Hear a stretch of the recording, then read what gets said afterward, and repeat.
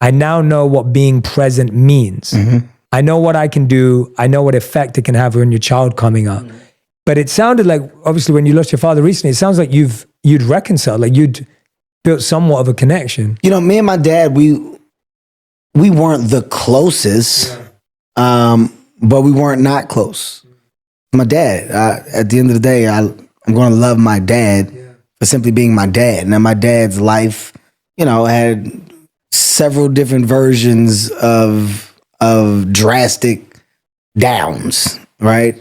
A small amount of ups, but a lot of downs.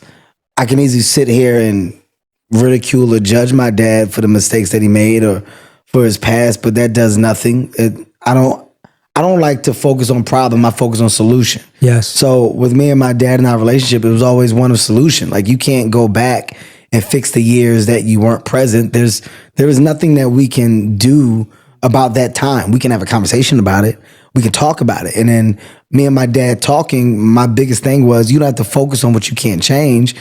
The fact that you're here now and that you made a decision to get clean, to turn your life around, it's never too late. My dad was, 50 plus at the time when he said, I'm gonna go ahead and figure it out. And I'm gonna close that door and I'm gonna work on this other door.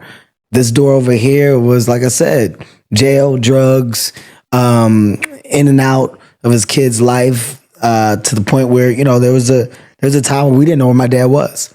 And I bumped into my dad on a train. I tell a story. I bumped into my dad on a public transportation in Philadelphia. Like, not seeing him in years, I randomly saw my dad.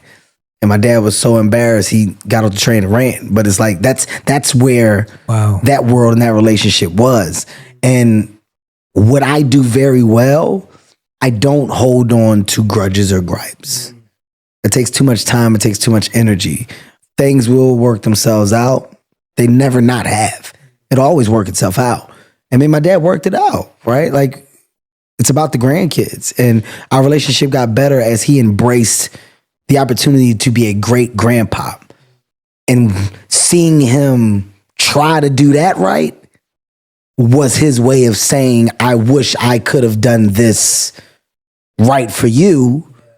I can't. Like, I know what you're saying without saying it. Sometimes you don't need words. Although some people do need them, sometimes your actions are a little better. And my dad's actions, in trying his best